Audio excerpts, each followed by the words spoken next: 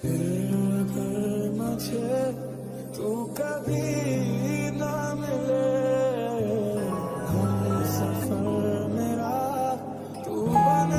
নাম তোমার?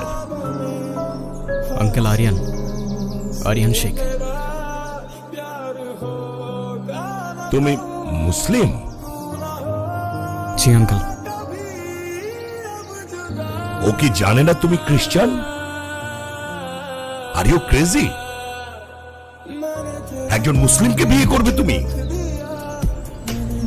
বাবা, আমি ইসলাম ধর্মে কনভার্ট হব। কি বললে?